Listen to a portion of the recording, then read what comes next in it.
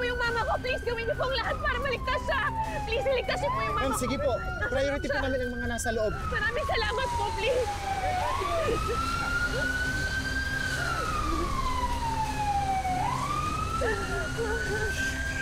Si Mama. Si Mama.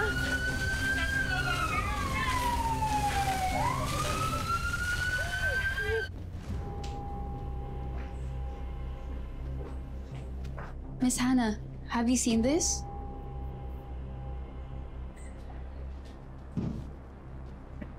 Nagva-viral yan ngayon sa social media. May nag-post ng live kanina. Hindi pa yan yung school ni na Christy?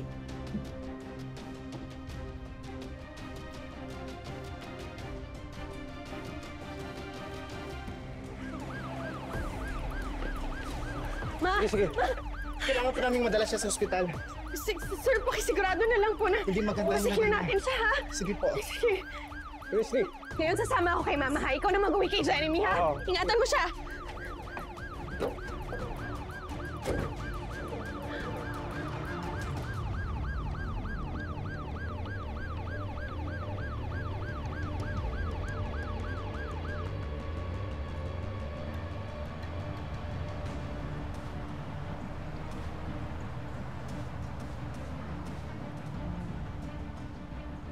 Hindi talaga kayo yung may gawa ng sunog, Miss Hannah. No, Eunice. Hindi ko magagawa yan, lalo na kung alam kong may buhay na malalagay sa peligro. You know na gusto kong sabotahin talaga si Christy. Pero hindi sa ganitong paraan. Hindi yan ang inutos ko kay Omar. Yan yung floor plan ng school nila, Christy. Gusto ko kabisaduhin mo para malaman mo kung paano mo isasabotahin.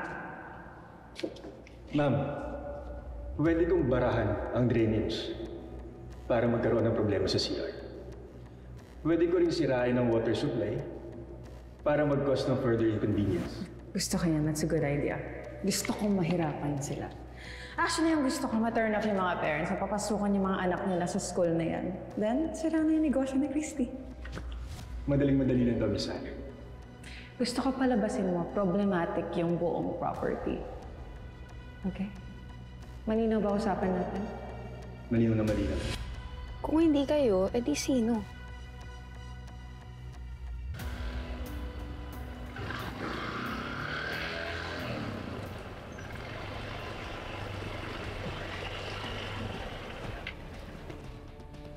Madam, okay na. Nagawa ko na yung pinapagawa niyo.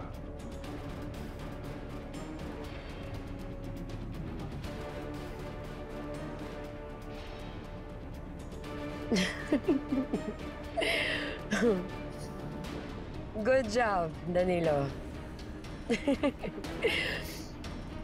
Wala silang kaalam-alam na tayo ang may gawa ng sunog. Surprise, Christy!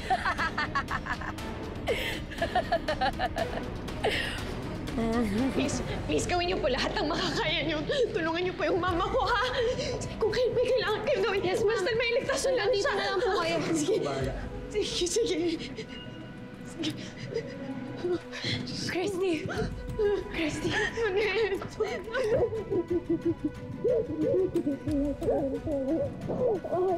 Cause bakit pati si Papa nadamay? Hayop sila. Hayop yung mga gumawa nito kay Mama. Pati pamilya ko din. Damay na nila. Cause, bakit ganun? Sorry. Si Mama na hayop sila. Sigurado ka ba may gumawa nito sa school? Sigurado ako kasi may nakita kami ni Leon nung bumalik kami. May lalaki doon. Because may lalaki doon. Galing siya doon sa direksyon ng sunog. Tapos may bit-bit siyang parang galon. Galon ng gas. Parang galon ng gas yun. Cause... Excited na yung anak mo maglaro eh, di ba? Oo nga eh. Okay, tayo natin si Mama, ha? Teka lang, Leon, sino yung lalaki mo? Galing siya dun sa loob. Masama yung patubo ko eh. Pinanabutahin na naman ang school natin. Doon. Si Mama. Miss Hannah, do you think this is a good idea? Hindi naman tayo tatagal. Gusto ko lang malaman ang kalagayan ng nanay ni Christy na nag-aalis. May mukha ka talaga ihanap sa akin. Kapal ng mukha mo. Christy, tigilan mo ako. Tigilan! Tiniis ko lahat. Lahat ng pananabotahe mo sa akin. Pero para idamay yung mama ko, sa lahat ng tao sa buhay ko, mama ko, wala ka na talagang konsensya, Hana! Kapalabukan! Tama na! Yan. Magpatayan na kayo. Kinalaman sa nangyari. Sa huli nyo na lang malalaman na ako may kagagawa ng lahat. Huwag mo akong pagbintangan. Wala akong kinalaman sa nangyari. Ikaw ang may kasalanan nito, Hana. Ikaw lang naman may motibo dito para gawin to eh. Wala talaga akong kinalaman. I'm telling you the truth. Wala. Wala. Hindi ako naniniwala. Hindi kita titigilan. Hana! Wala mo! Tama na! Wala mo! Kuya, tama na mo!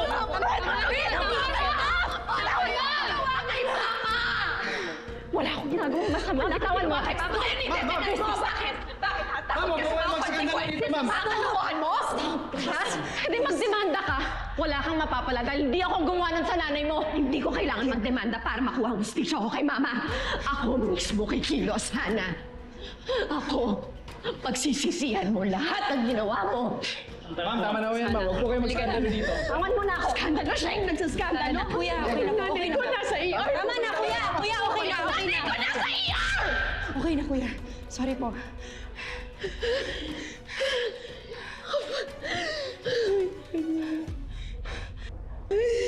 Bakit nga?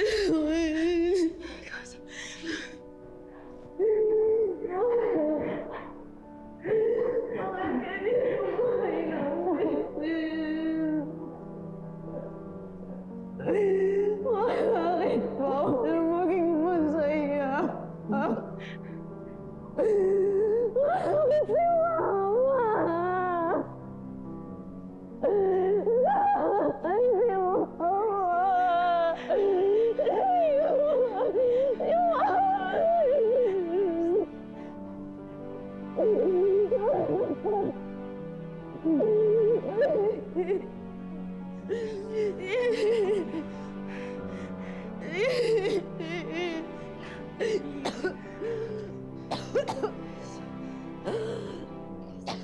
Dito yung Please. Tumanghin ka muna. Bibilan muna kita ng tubig, okay? Okay ka lang dyan? I'll be back. Okay. Maghintay ka dito.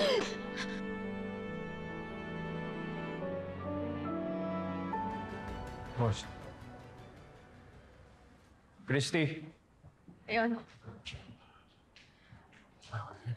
Pasensya ka na. Ngayon lang ako nakadating. Ang hirap kasi iwan ni Jeremy eh. Pinatulog muna namin ni Meldy. Kamusta na siya? Sana hindi na trauma ang anak natin dahil sa nakita niya. Ay, hindi naman siguro. Mahirap pero pinaliwanag ko sa kanya lahat. Pero nag-aalala lang siya sa lola niya. Wala pa kasing balita na yun. Hindi pa lumalabas yung doktorya niya. Medyo kinakabahan na ako. Tibayan mo yung loob mo. Nandito lang naman ako para sa'yo, ha? Ha? Alam mo ba, Leon, na nagpunta dito si Hana kanina? Kapal nga ng mukha niya para magpakita dito. O ano naman pakay niya? Ano pa ba? Para makita akong nagdurusa, di ba? Binantaan niya pa rin ako, di ba?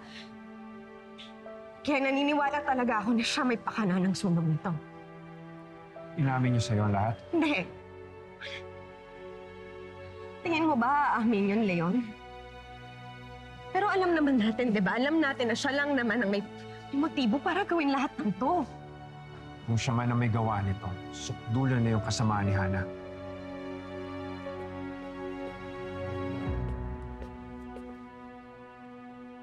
Excuse me. Dok, kamusta na po ang lagay ni Mama? She's still unconscious. Patuloy namin minomonitor ang kanyang vitals. Maraming nalanghap na toxic yun si Miss Carmen. She's suffering from acute respiratory distress syndrome. A condition na pwedeng mag-lead sa emphysema and heart failure. Kaya, inoobserbahan pa namin siyang mabuti. Tatapatin ko na po kayo. Sa lagay niya ngayon, at her age, nasa peligro pa po ang buhay niya. Excuse me po.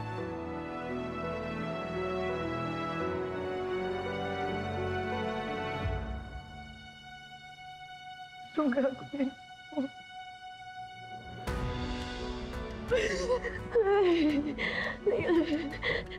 Hindi ko kaya na wala si Mama.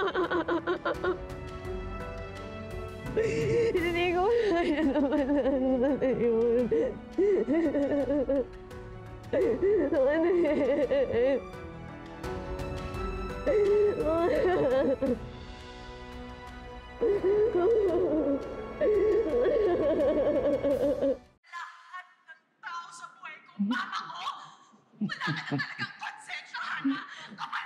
You're happy now?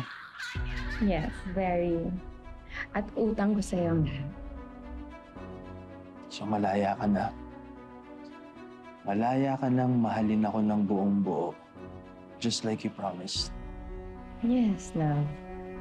Pero, hindi pa ako tapos sa mga plano ko. Gusto ko sana suportahan mo pa rin ako sa mga next kong plano. Ano pa gusto mo mangyari? Marami pa akong plano para sa kanila. Gusto ko, mag-away-away pa sila lalo. Ganon kalala yung sugat na ginawa nila sa akin, kaya gusto ko sagarin din yung ganti ko sa kanila.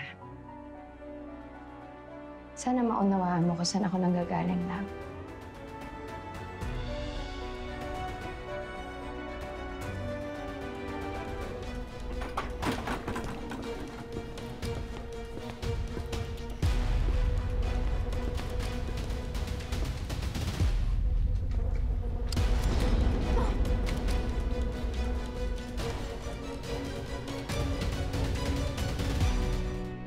Tagal ko na nagtimpi sa'yo. Tingnan mo nangyari. Lumala. Di ba sinabihan kita na huwag mo nang galawin si Christy? Nandamay ka pa ng ibang tao, dinamay mo si Mama! Sabihin mo na sa akin yung totoo. Ikaw ba ang nag-uutos na sunugin yung eskwelahan? Aminin mo na! Ikaw ba? Tapos, anong gagawin mo? Papatayin mo ako para kay Christy? Hindi mo ba iniisip ang kinabukasan ni Jeremy? O kaya kung anong iisipin ni Billy kung nakikita ka niya ngayon? Eh di sana inisip mo si Billy bago mo iuutos yun. Wala akong kinalaman dun sa sunog na sinasabi mo. Ano ngayon ka pa magsisinungaling sa akin? Nagsasabi ako ng totoo. Inaamin ko, oo. Ilang beses kong gustong isabotahe si Christy. Gusto ko talaga siyang pabagsakin pero hindi sa ganitong klaseng paraan. Hindi ko kayang gawin yung sa nanay niya. Hindi ko kayang makasakit ng ibang tao. Oo, galit na galit ako kay Christy. Gusto ko siyang patayin, oo.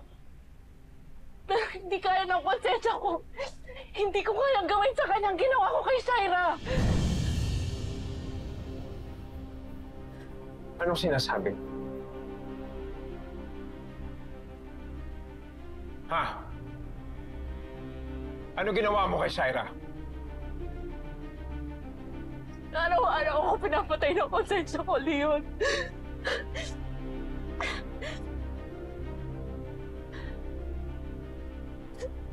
Sinisisi ko yung sarili ko, Leon. Kasi pakinamdam ko parusa sa akin ang nangyari kay Billy kasi pinatay ko si Shaira.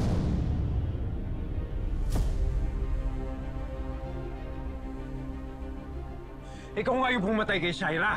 Ako nga. Tandang-tanda ko pa yung araw na yun. Nung pinuntahan ko siya, paalis na dapat siya at wala siya kahit konting pagsisisi sa ginawa niya. Shaira.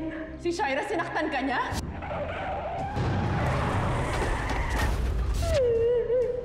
Nagdilim yung paningin ko, Leon. Hindi ako papayag na makatakas siya sa lahat ng kasamaan niya. Namuo yung galit sa puso ko. Hindi pwedeng makalaya siya. Kaya ginawa ko kung na dapat ang tama. Ay, naayos ko! Binaril ko siya!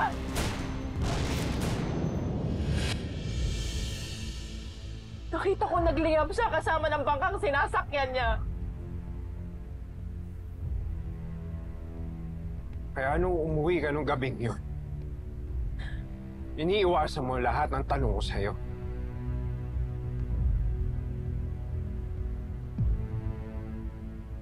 Ha?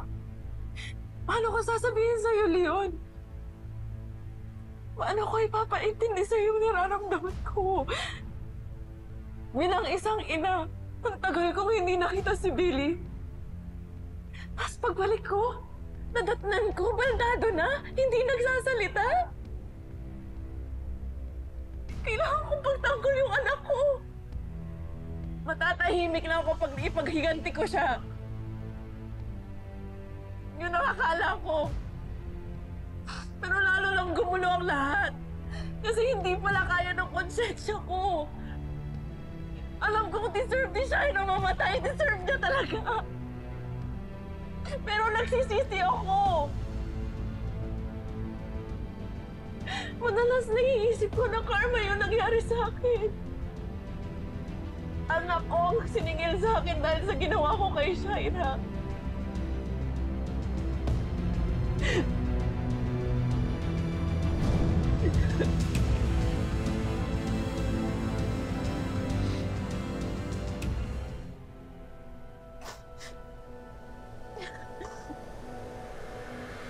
Sige, ituloy mo na lang. Ituloy mo na lang. Wala. Dapat mo talaga akong patayin kasi pinatay ko yung kapatid mo.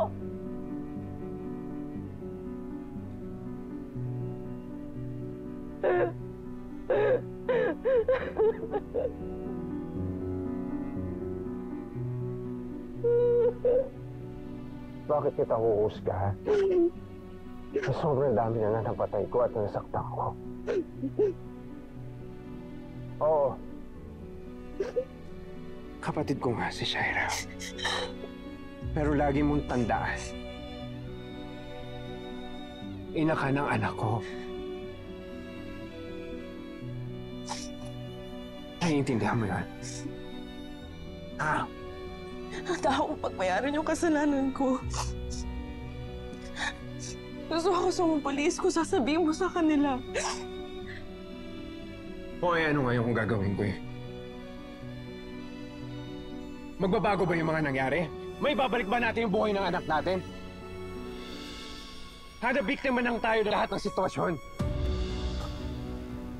Oo, ano yun? Pero hindi ako yung gumawa ng sunog. Hindi ko ginawa yun. Galit ako kay Christy. Pero hindi ko siya kayang patayin.